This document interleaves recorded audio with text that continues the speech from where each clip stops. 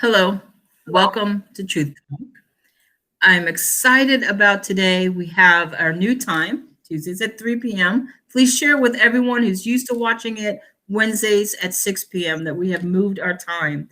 And today we're going to talk about all things election, COVID-19, and Thanksgiving. So we're going to just go through the whole process of what is affecting your lives and my life today.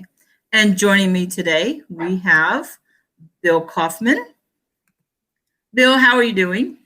Oh, doing great out here in sunny California. That's not too sunny today. Great. And we also have Brandy Hunt. Brandy, how are you? Good. How are you?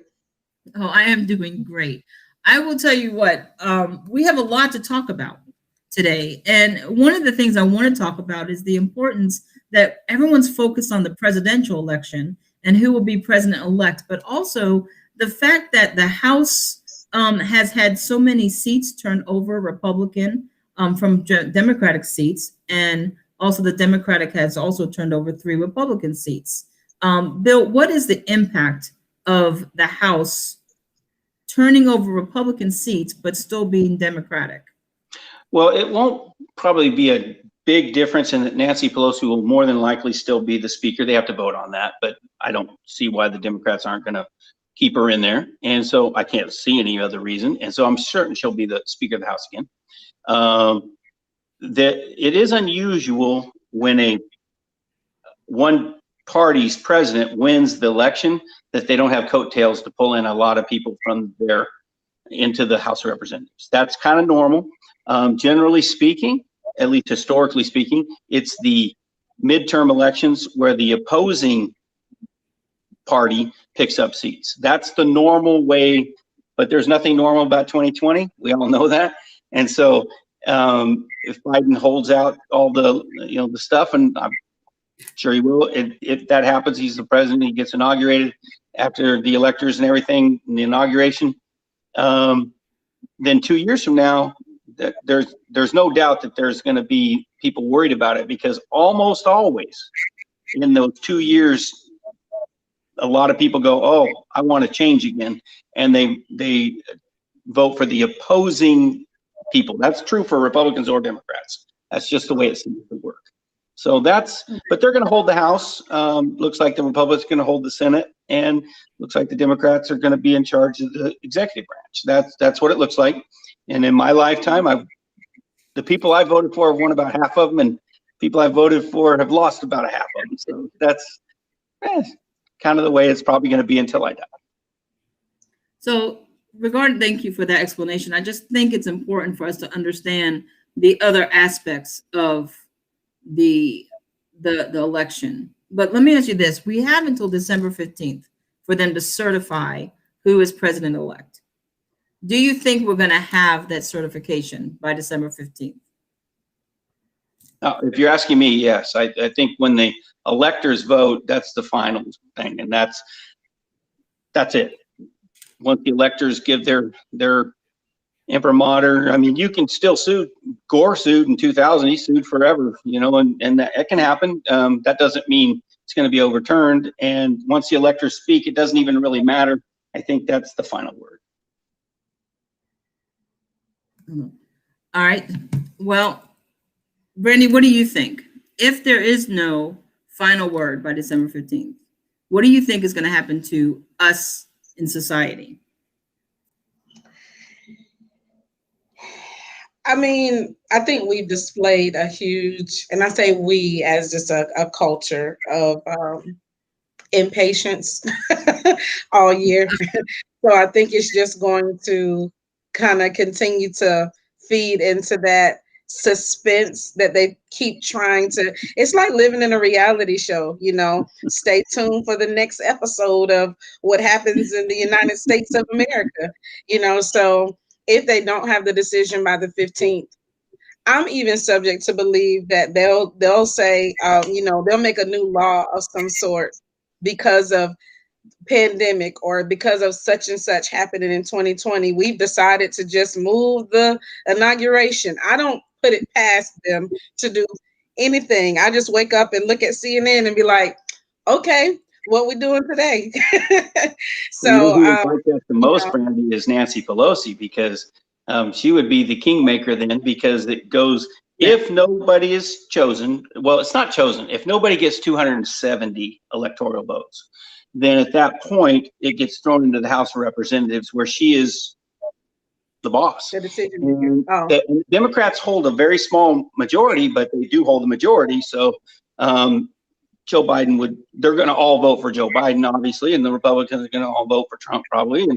But if it doesn't happen, 270 doesn't occur, it goes into the House. It's that simple. And the House is controlled by Joe Biden's team, and they're going to vote for him. I mean, if anything else happens, I will be surprised. Although I've been wrong a lot, so don't put too much stock in me. right. All right, so you just mentioned something, Joe Biden's team. So I'm going to segue a little bit.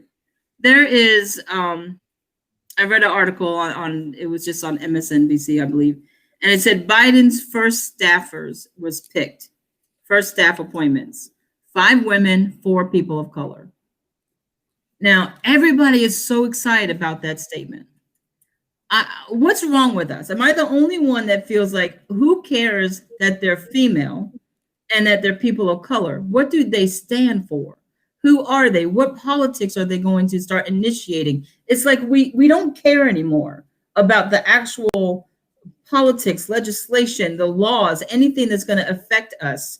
All we care about is that women, people of color, anyone non-American, non-white, male, and wealthy, that's all we care about. Am I the only one that feels that way? Because it just really bothers me. I'll go first. Yes, go ahead, Brandy. Well, I can speak to the reason why people are excited about it. I think I equate it to a man who's abusive and in a relationship. And all of a sudden, he starts bringing you flowers and roses. And now he's still hitting you a little bit on the side, but you were never getting flowers and roses before. And so I'll take the abuse, but at least you're giving me some kind of respect for me to balance the two. So that's what the people of color see. At least if you're going to berate me, at least give me some kind of say so in a power position. So, or in a position of power, excuse me. I think it definitely matters what their character is, but I think we believe that if we put Trump in office, who I can say this, I think I can say this, whose character isn't that of the other presidents. I'll say that. He's different. But the people who are being put in these positions, I believe, have been tried and tested and have proved somewhat to some degree that they can carry out whatever needs to be carried out, at least to some degree. All right. But what I'm thinking too is, like, I get that. The only subculture I'm in, really, that I know of, is that I'm a Christian. And that is a subculture of our overall arching culture. Mm-hmm. And it's the only thing I'm really would be considered a subculture of. So I often pull for Christians. I do. I'm watching a sports team play, and I happen to know that one of the guys up there is a very vocal Christian. I find myself rooting for him. You know what? I don't even know the guy. He may be a hypocrite. He may be a scoundrel. I mean, I don't know. I just know that publicly he names the name of Christ, or he has something biblical on his, uniform. I still find myself pulling for him. So I kind of get it, and I understand that. I do think, though, that on a sports team, if I was the coach, I would still just look for the best players, regardless of anything else. And if I said, well, I'm going to only pick people of my subculture to be on my team, I think I would be hurting my team. And so I think we have to be careful with our political correctness, is all I'm saying. But if once again, we are living in the craziest time of my life, and I'm 58 years old. I've never seen anything like this year. I don't blame him for doing it. I think it's probably a good political move. One of the things you said, Brandy, is Trump wasn't like anybody else, and that's true. I think one of the reasons he got 72 million votes, because that's the most votes, second most votes anybody's ever gotten, first being Joe Biden this time, but the second most votes ever by anybody ever is because I think a lot of people don't like politicians. They don't like people being smooth. They don't like people patting you on the back and telling you one thing and then doing another. I think the people that liked him, I'm just saying, I think they kind of liked his gruffness and the fact he'd look you in the eye and tell you, this is what I'm going to do. I don't care what you think. I see why you don't like that too. But my point is I think that now we're going to go back to, you know, the guy that looks you in the eye and pats you on the back too. So, and by the way, that's normal politicians, Republican or Democrat. I'm not painting anybody other than a politician with that broad brush. And so we'll see. I mean, look, ultimately, we're going to go to Thanksgiving and talk about food. That's what I want, is us to all get along.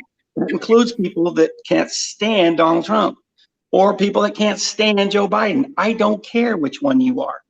I care that we're going to go have turkey together and maybe some stuffing and some mashed potatoes. That's what I care about. You know, you mentioned a lot of things there, Bill, and I think you're right. What matters isn't, we do vote our subcultures. We do. We vote the people that we want to see in office, that we can relate to, that we have the same faith and belief and values and politics.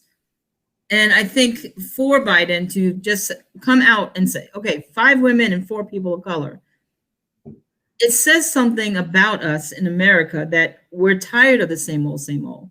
We might not know underlying what these people, they don't even name them right up front. So it's like, you know, we're just happy that they're anyone different, but different than politics, but the same as us. And that's what we're showing, is that we want something different in our politics. But I still think it says a lot that we don't care to know who they are. We don't care to know. Like Brandy said, we're sure that they got proven and tested and tried to make it to the appointment, but we don't know.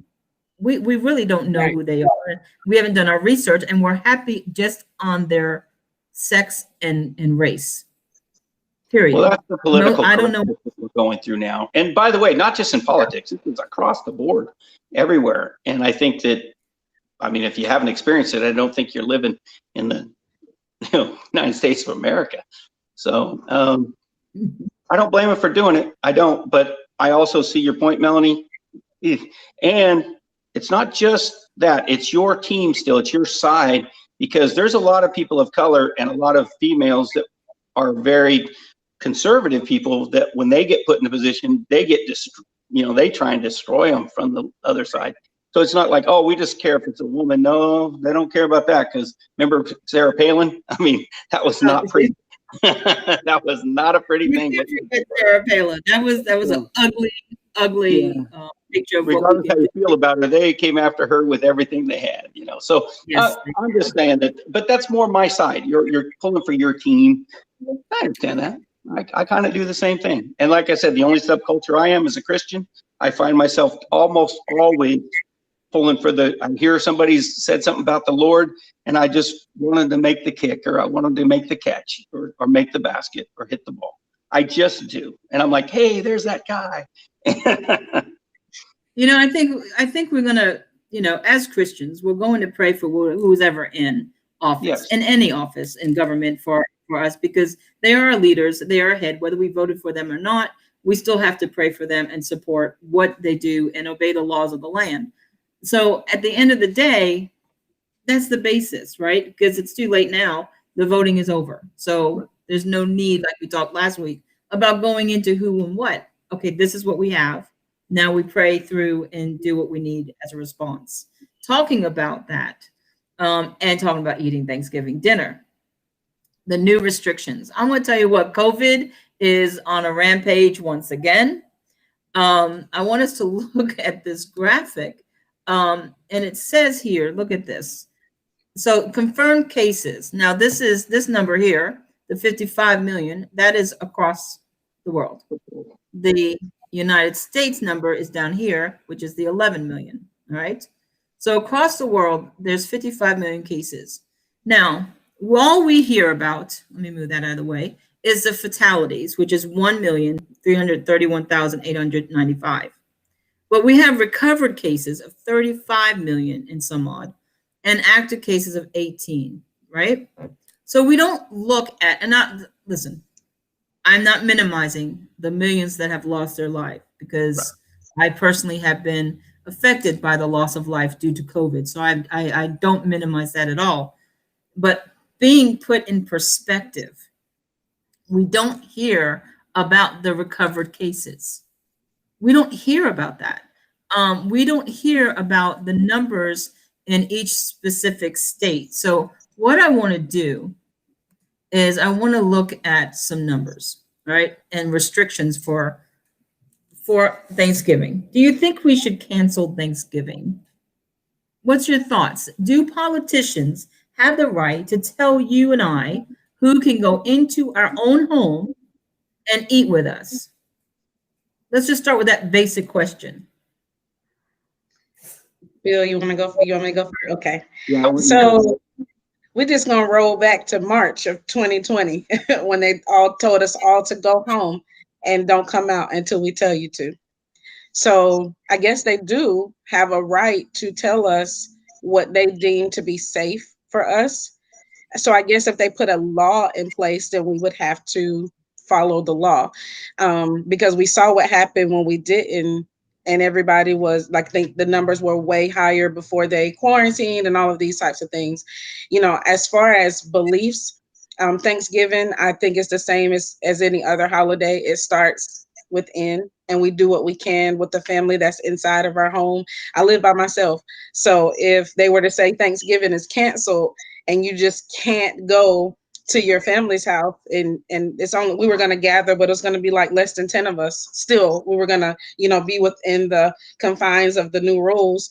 But, I guess, yeah, that puts a damper on me. I've already not really seen them all year. And now the two biggest holidays of the year, you're saying we still want you to stay apart from your family. I think it really takes an emotional toll on families, because you're already 6 months out, 8 months out. I think I saw my sister, who lives in the same city with me, in July, but she has a huge family. So if I go over, they're going over the numbers.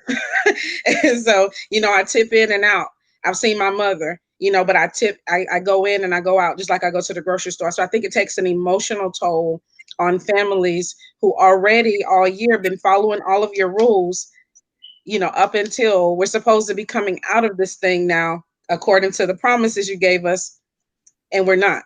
And so I think as far as rights, yeah, they told us, we had to quarantine, and the streets were shutting down at 6:00. So if they go back that drastic for the holidays, I think it's going to cause an uproar.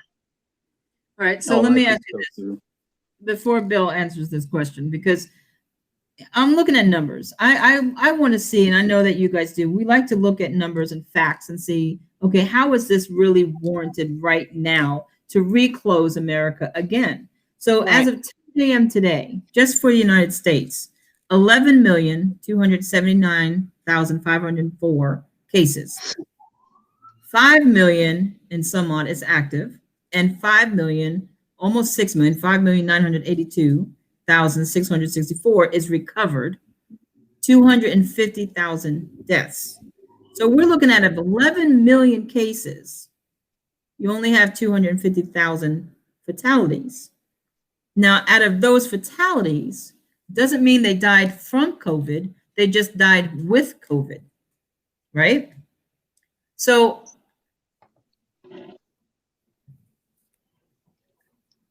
what are those statistics against all the other diseases?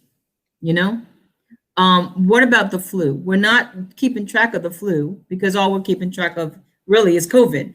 I went to the right. No one had all COVID. I went to the doctor's this morning, and it literally said if you sneezed, coughed, had a runny nose, you can't go in. You need to go to an ER for COVID. We have sneezed, coughed, and had runny noses all our lives. That's part of what we are. But now you can't even go to a regular doctor's office. You have to be considered a COVID patient if you sneeze and cough and have a runny nose. Now, again, I do believe that COVID is real. I know it is. But I also believe that the politicians are not wasting a crisis at the same time. And here's an example. Chicago. Have you guys heard about Chicago? Mayor Lori Lightfoot. What All right, about? so I've heard of them, but not. I don't know what. okay. So Chicago. Here, let me show you this.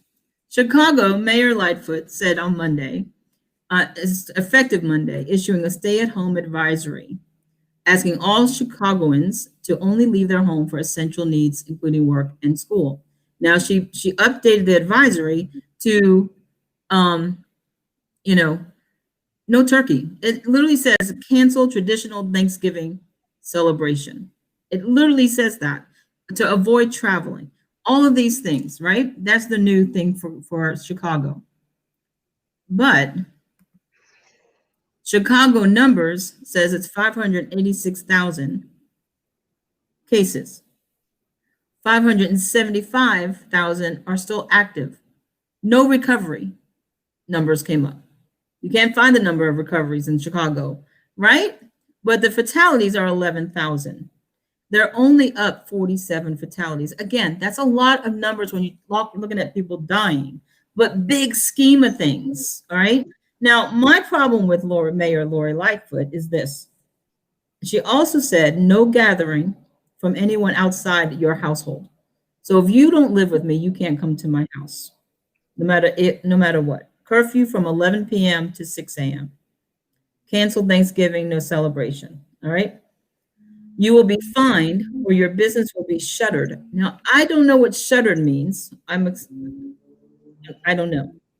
Maybe it was a typo. This was from ABC News. But she does this after when Joe Biden was announced as probable president-elect. She went out to a crowd of masses of people. She did not have a mask on, and she used a bullhorn and was speaking, oh, celebrate, celebrate in the streets. And she was fine with it. She was in the masses. Now, the masses had masks on, but she did not. So my question is this. She was asked this.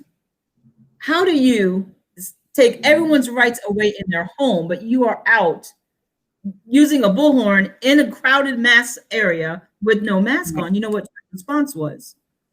There is an appropriate time for people to release all of their stresses. And that was an appropriate time. Now, with the mental health of America going downhill very fast, do you not think that celebrating Thanksgiving dinner with your loved ones is an appropriate time to safely, with masks and everything else in place, to safely breathe?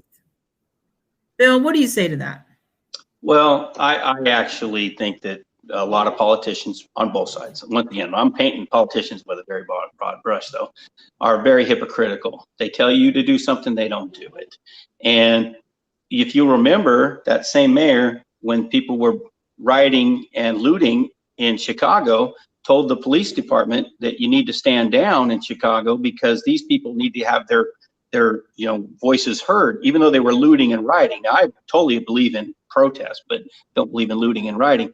Then they went to her house. They went to her street, and she called in everybody. She even hired like private people to come in. They wanted the National Guard. Everybody. And then she actually, when they said, isn't that a little hypocritical? You're fine with other people losing their homes and businesses, but not you. And she said, well, I think people have the right to feel safe in their homes, and that they were endangering my home. Look, I agree with her that people should feel safe in their homes, her included, but it's just the hypocritical position that so many people in charge take. I'm going to tell you what to do. I don't have to do it, but you do. Now, I will say for an advisory, I'm not sure that's a contradictory thing, what was said there in that, what you read from CNN, or was it CNN? Anyway, whoever wrote that. ABC. It's ABC. A advisory from a governor is not law. There's no statute, there's nothing. You can't fine people for it. You can't do any of that. If you can't do that, you have to have written statutes to fine anybody. So you can have municipal codes, you can have that. And if Chicago passed those municipal codes, then they can be enforced. But even in California, the governor gave advisories. there's nothing in my county that has a law saying a law, like a law. And so you can't, as a cop, I'm telling you, you can't enforce an advisory. Now, should you do it? Maybe. I mean, honestly, maybe you should do it, but you can't enforce an advisory. And if you call me as a cop and say, hey, this person, there's this helmet law of 18 and under that you have to wear on your bicycle in California. If you called me and said, hey, these kids are riding a bicycle and they don't have their helmet on in my neighborhood, which, by the way, people do that all the time. I don't understand. I'm just happy kids are riding bikes. But anyway, if the kid's over 18, I can't do anything except advise him that it's dangerous to ride without your helmet on. Nothing else I can do. And I've had people, well, you should ticket them. Well, they're over 18. I can't ticket them. Well, you should be able to. Whether I should or not has nothing to do with it. That's not the law. So I am not going to tell you to go meet with your family. I'm not going to tell you not to. I'm going to let you and your family make that decision. I don't know Chicago. I'm only talking California. The advisory that Newsom gave is not binding by law. So you can go if you want to. You don't have to go. He even said you got to quarantine 14 days before you come to the state. There's no law saying that. You don't have to do it. Maybe you should, but that's not an enforceable thing right now. But isn't that the point, is that it's good for the advice, for the wisdom. This is the precautions we think you should take. This is what we suggest you do. But where does it cross a line to where a lot of people, what you're saying now about advisories versus law and being enforceable or non-enforceable, people don't know that stuff. So when they get on the news and they read an article or hear someone doing a press conference and it says, cancel Thanksgiving dinner, if you are meeting in more groups of 10 people, then you can get fined or your business can get shut down. They believe that that's law. So right. In the minds of Americans, it might be in Chicago. I don't want to speak for Chicago. It might be, but you have to pass those laws prior. Right. That's what I'm saying. If it's not a law, right. The people, our mindset, we don't know the difference between an advisory and a law. A lot of people don't do research. All right. So when it's written, they say, oh, that's just the law. Why are we so willing to just, and maybe this is a question that is going to be problematic, but I want to know why we're so willing as a people to just have the government, whatever it is, whoever it is, Democrat or Republican, whatever, tell us what to do that really can infringe on our rights. And yes, of course, for the betterment of the health of other people, I understand that. But I don't understand the comparison. Let me tell you why. You have in Iowa, right? They have new restrictions in Iowa. This is from CBS News. All right. Face coverings, if you're in any indoor, even your own home, if you're inside more than 15 minutes with anyone that's not in your household. So if you have a guest over, say that Brandy comes over my house, she's going to be in my house more than 15 minutes. We have to wear a face covering in my home. All right. Now, this is from Governor Kim Reynolds. This restriction is November 17th to December 10th. What is going to happen for 2 weeks? But after that, hey, go ahead and spread the virus. See, this is where I'm thinking, why is there a time frame of 2 weeks? You can't meet with someone in your house for more than 15 minutes without a face covering. But after those 2 weeks, go for it. Does the virus have dates that it can infect you on and not infect you on later? Like, this is my problem. But also, the problem I have with her is this. There is 15 indoor people, 6 feet apart. You can only have 15 people indoor and 30 people outdoor. Now, that is for weddings and family gatherings and non-essential. But it does not affect business or government. So the government can have as many people as they want, but you and I cannot. One more example in Iowa. Youth and adult sports are suspended, but college and pro sports are not. There's the money, right? Money's talking on that one. This is my thing. If if they really believed this virus was as bad as it was communicable, would they have all these exceptions for the people of money and government? Because if I am a mayor or governor and I believe this is as infectious as it should be, I'm going to want everyone to be protected. I'm not going to say, hey, pro athletes in college, you guys can go ahead and play. But you know what? Minor leagues and regular people, you can't play. I don't understand that. I need someone to explain that to me. Because Well, I think what you it's go ahead. in my opinion, and could be wrong, but I think that has a lot to do with money and politics. And as I've said over and over again on this show, and probably will until I die, my experience with people in politics is that they've got two different sets of rules. And one for them, you know, even, and I'm not putting down the Affordable Care Act here, this has nothing to do with it, but the Congress exempted themselves from having to do it. They said everybody else has to do it. They exempted themselves from it. That's normal for politicians to do.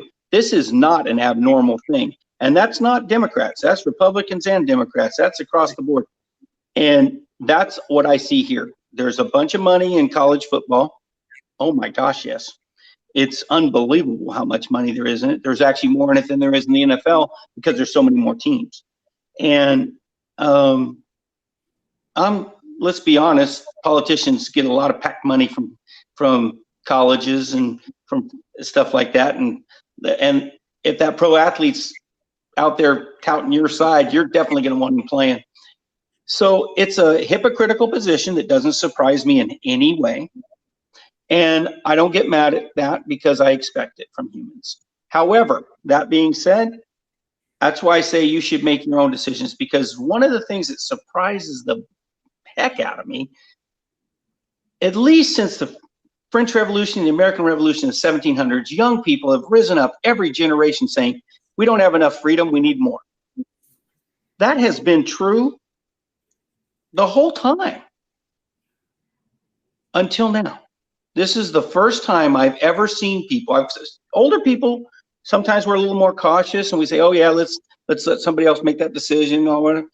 Young people don't seem to ever be like that. But for the first time ever, it seems like young people are screaming in the streets to you make the decisions for me. Tell me where to stand. Tell me what I can own. Tell me what I can't own. Tell me what I can eat. Tell me what I can't eat. Tell me who I can associate with. Tell me who I can't associate with. You tell me, and I demand that you do. This is weird. I mean, as far as history of mankind, because most young people are like, I want to do my own thing. I don't have to listen to you old people. And by the way, I was no different than that. And I expect young people to be like that. This is the first time that I think that I've seen an entire group of people say, you can have my freedom as long as you take care of me and make my decisions for me. I'll give you my freedoms. And the scariest part of that, and I don't know anything about the history or the future, I'm no prophet, but when the Antichrist comes, that's exactly what's going to happen. He's going to make people take a mark, and they're going to gladly do it so that they can have the whatever government's in charge then help them. Our ancestors wouldn't have done that. They were like, give me liberty or give me death, man. And now we're saying, well, give me safety and I'll give you my liberty. Right. Let me ask you this. Weird. It's weird. Okay, I'll stop talking about that because I beat a dead horse. No, because I want to go. No, I want to bounce off of that actually, because that change is so drastic. Like you said, there is no one crying out, "I want freedom. I want this." We're all just kind of going along with the test. How much can we give up? How much are we willing to just follow the leader blindly? Like it's really happening. But since March, we're almost a year into this, right? 10 months, so much. It's 10, 11 months into this. We have had isolation like we have never seen before. Like Brandy said, she's seen her mom and her sister, a couple of times. You know, I wanted to go see family. Everybody's like, hey, no, COVID can't come. We're isolated into our own little houses and our household pretty much. We have censorship of freedom of speech. and we can go into that if you want to, but there's so much censorship on what's being said, what's not being said.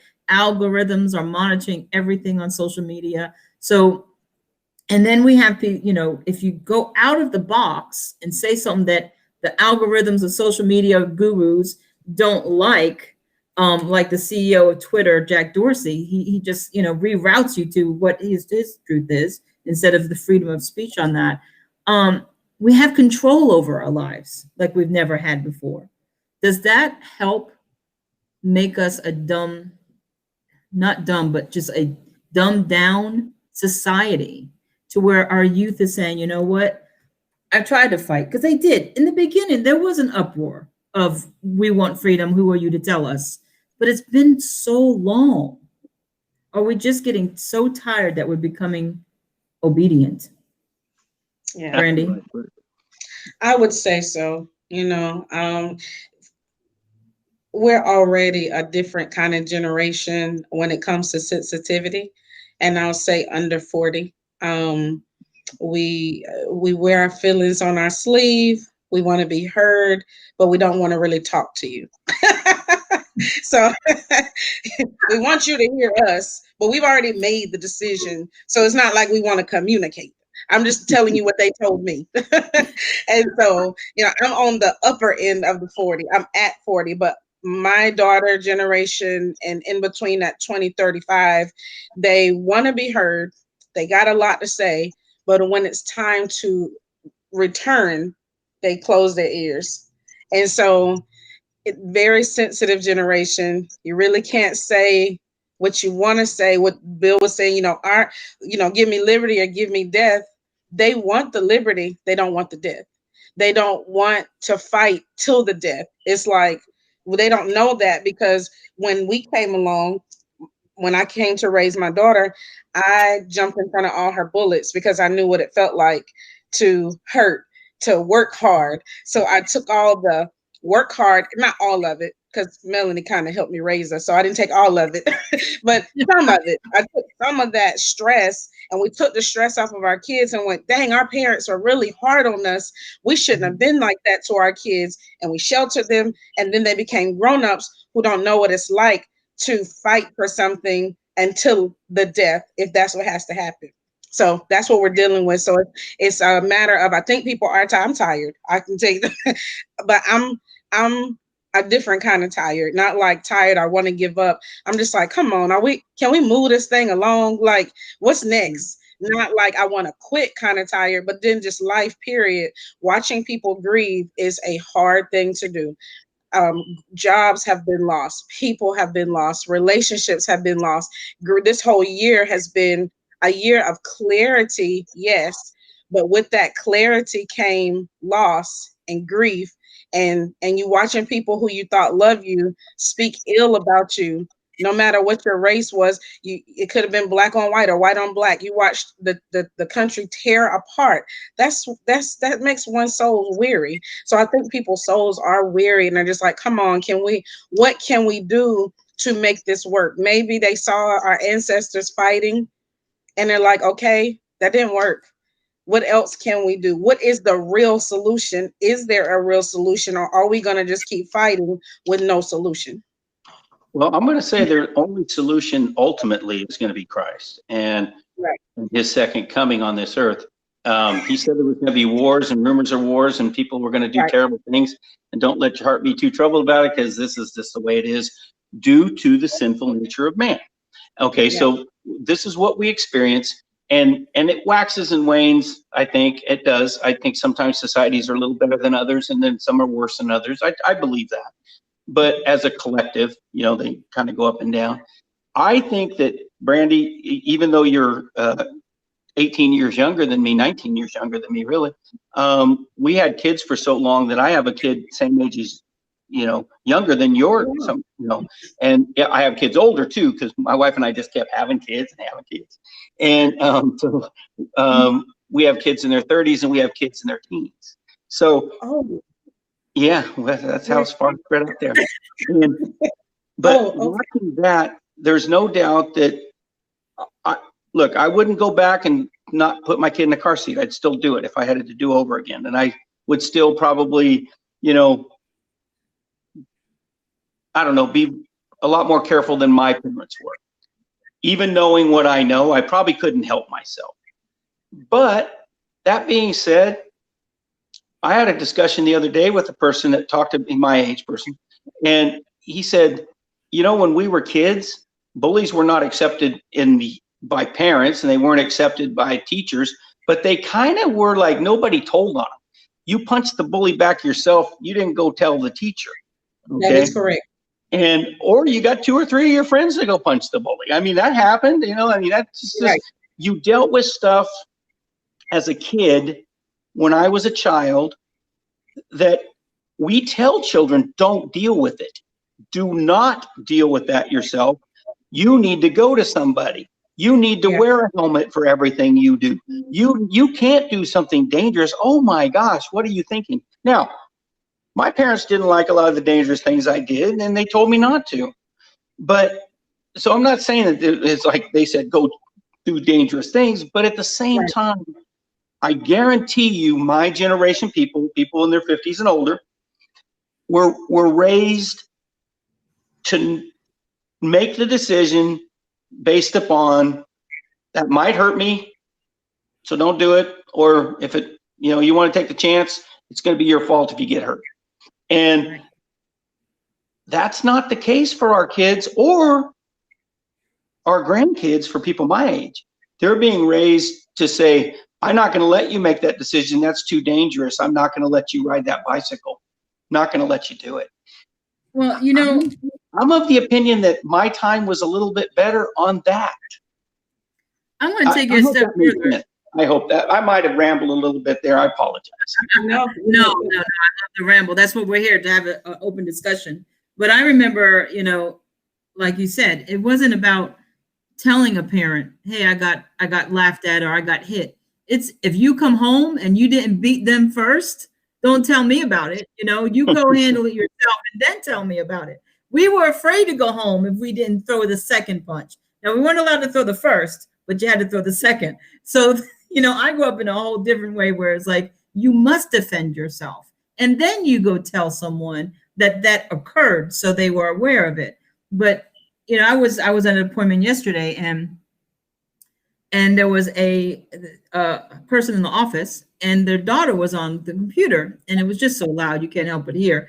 But the daughter was saying how she can't do her homework because the teacher didn't understand how to do it right on the computer because it was something she's used to doing live. And so she just negated the homework. And the parent's like, so you just don't have that assignment? And she's like, yep, we did. She canceled it because it was too difficult for the teacher to explain it to us. What is that teaching our children? You know, I said that we made this big transition from live school to, you know, computerized schools, but my kids did homeschool. They worked on computer for the last part of their high school years because they you know, I wasn't educated enough to teach them all the physics and all that stuff. So, you know, they did online schooling for the latter part. There was never something that the teacher couldn't figure out how to teach. Right. You know, it took work sometimes. I remember the teachers, you know, struggling how to make sure that everybody understood the lesson. But now the teachers, and I've heard it by other people too, other parents, the teachers are giving up on the kids. And they're saying, you know what, it's just too difficult. Don't worry about that lesson. It's just too, you know, we'll just, or the kids are saying, here's an example. It's a college student. And there's like 7 kids on the online course in that one classroom time slot. 5 don't do their work. The teacher just says, you know what, just give it another day, turn in whenever. Now the assignment was it's due by this date or you get 10 points taken off or you fail or whatever. But because the kids don't do it or the young adults don't do it, the teachers are just saying, you know what, just turn in whenever you want without penalty. It's like the majority wins. So nobody do homework because then it won't be done and it won't be penalized. So we are changing society. The way the kids, and I don't know how the younger, your grandkids, Bill, my grandkids, I haven't even started on grandkids yet. Well, not me, but my children haven't. And there is, you know, what's society going to be like by time that occurs. You know, it's going to be feed me everything, feed me the rules, feed me what I do, feed me how I do it. And I believe the society is ushering that in. But like you said, that's what the Bible teaches us is going to happen anyway. I think I'm seeing right? it. I want to say this about my granddaughter. I just want to brag about her for a second because I'm proud. Proud papa. When she was a kindergartner, she got hurt at school, and her dad and mom are very country. Okay. And so they had her do that mutton busting thing at the rodeo. I'm not a cowboy, but we went to the rodeo and watched her ride the sheep, you know? And so they ride the sheep that runs out there. Little kids do it. And whoever holds on the longest, yay, they're the winner.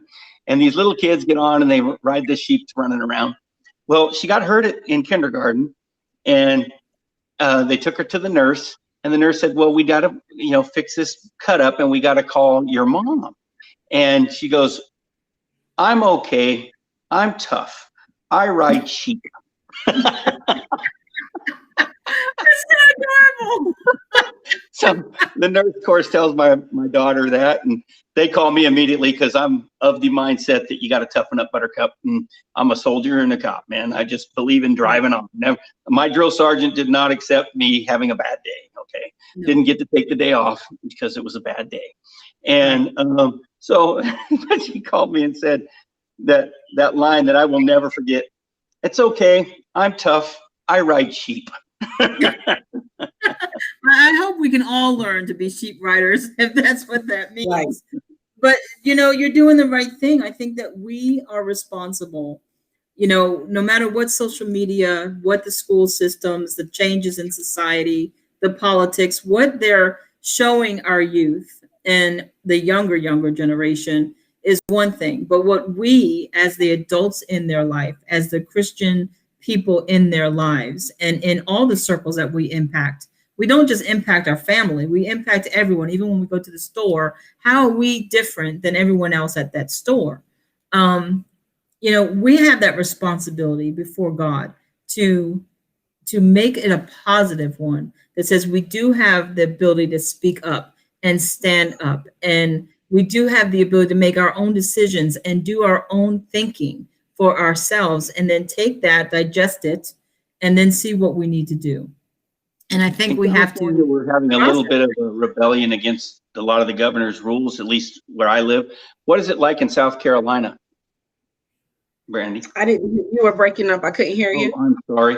I said in California, at least where I live, there seems to be a lot of rebellion against what the governor is saying. I mean, I'm hearing it in the grocery store, wherever you go. Like, who does he think he is stuff? That's all I'm hearing. What is it like in South Carolina?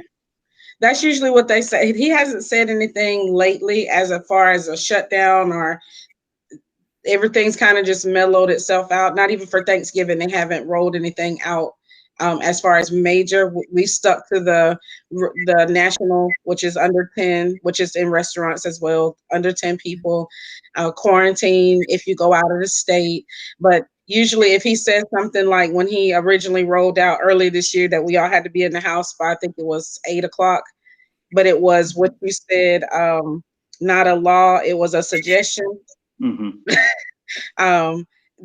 That was bananas. So people were like, I gotta be home by 7. They're like, you ain't gotta be home by 7. He's a liar. That's just a suggestion. That's not a law. So yeah, a lot of rebellion when it comes to people who know the law versus people who just want to, try to follow the rules and not be put in jail or get their businesses closed. Because that's a huge, that's a huge threat for somebody to say, don't do this, or your whole livelihood is going to be shut down. So even if it's only a suggestion, but what if they make me the guinea pig, and I'm going to be the one they say, we're going to use her as an example.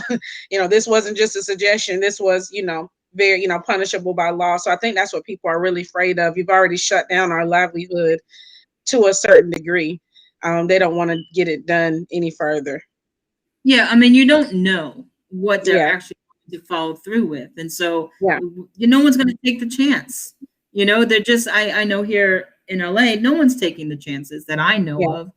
They're being extra precautious. They're saying, hey, if they say it, then We're not going to do it. If they say no families can go to another house for Thanksgiving, we're not doing it. Sorry, family. We're Thanksgiving on Zoom. And I'm just like, and what we're not doing is suggesting that anybody become a rebel, Right. against the government at all.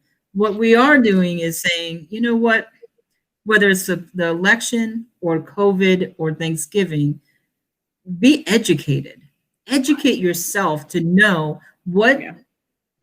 how far can the government go legally, and what are your rights legally, and then what is the danger of COVID for you and your household, and go that route. If you have an elderly person or someone that has sick or diabetes, those are very high risk for COVID, even though there's a 99% recovery, not for those with certain conditions. And so if you have those people in your home, yeah, you might not want to have anybody over for Thanksgiving. It just makes sense. But if you have all healthy 20-year-olds and a healthy mom who might be 40 and there's no illnesses, you might want to make another decision and say, hey, we'll risk it because we're all healthy without any Right. conditions. What I'm saying is know the law, know your rights, and know the facts. Know the facts. You got Florida, who has absolutely no statewide restrictions. They're not doing any worse than any other state that has all the statewide restrictions. So Well, there's actually a train of thought by many medical people, although it's not politically correct, so you don't see it much. But if you read, you'll find it. It says that you actually will do better in a pandemic if you pretty much let everybody, this sounds terrible, but if you let all the weak people die off, and then the ones that survive are strong and they pass that on, and you have a stronger society now, and it kills off any of these things permanently, such as the swine flu or the Spanish flu or any of these things in the past. They went away, the bird flu, whatever, because the people that couldn't take it, yeah, it killed them. And that sounds so cold-hearted. I understand that. But there's a train of thought that says you're going to get through it faster with less problems if you confront it the way Florida is doing it than you are if you confront it the way New York did it. Now, I am a cop and I used to be a soldier. I know nothing. I am not an expert. I'm not telling you which one's right. I'm just saying that if you read, you'll find reasonable people on both sides of it. And there it is. I'll finish my little diatribe with what you said about bananas. And when you did, it made me smile because that's my oldest daughter's time with listening to No Doubt with Gwen Stefani when she was in No Doubt and they had the song. This stuff, I'm going to do the PG version. This stuff is bananas, bananas. And you know what? To this day, when I see crazy happening, and I see it a lot, I say, bananas. Now, I don't say it aloud because I'm not trying to offend anybody, but I sing that little bananas all the time. So, and when you said that earlier, Brandy, I smiled. I said, that's true. This stuff is bananas. It is. It is. Brandy, any last words before we wrap up our hour today? Well, the scripture comes to mind. I wish that you prosper and be in good health, even as your soul prospers. And I think that's what God wants us to focus on, is something healthy. Whatever that means for you and your family, your own self. If you know that you feel great, but you have an aunt who's, I have an aunt who's high risk. When I go over, we make sure we social distance. She's the one that wants to have, but she's the one that wants to have Thanksgiving. But she's high risk. And so, we've committed to wash all the walls down and Lysol, so we're willing to take the precaution. But I guess in her mind, she said, I'd rather see you and be able to love you in that moment than to not see you and die and have never and hadn't seen you. So you allow people to make the decision. Don't make it for them. If your family is like, I have one friend, she's like, yeah, don't come see me. We can talk on Zoom. So respect people's boundaries in this season and understand that it's not you. Your soul is going to prosper regardless. It says, even as your soul prospers. So that means that my soul is prospering. So I'm just in control of my body right now, making sure that I do the right thing, stay mentally sound, do something that's fun for you. So if you do have to stay at home, I didn't eat out last year because I had surgery for Thanksgiving. And so I didn't get to see my family last Thanksgiving. And so it might be another Thanksgiving without them. But I'd rather have 2 Thanksgivings without them and be home and safe than for them to be planning my funeral because I decided to go congregate where I should have been at home. So do what's best for you. And remember just to be in good health, even as your soul prospers. Well, Brandy, I love that scripture, and I'm not going to top it today because I think that's what it is. And while we focused on the politics and COVID and everything today on the show, please, like Brandy and Bill says, go out this week, be positive, be encouraging, be loving, and focus on the things God has for you to do in your life. Take the precautions you need to make sure you and your loved ones, and even the people that you don't know, but you will encounter, are safe. And thank you for joining us at our new time. Please chat. Let us know if you like this new time frame or not, or what you would like to do to see on the show. And if you would like to be a guest on Truth Talk, join Brandy and Bill and I. By all means, message me on Instagram or Facebook, and you can find more information at www.truthtohear.org about Truth to Hear Ministries and Truth Talk. Thank you so much. Have a great week. Bye.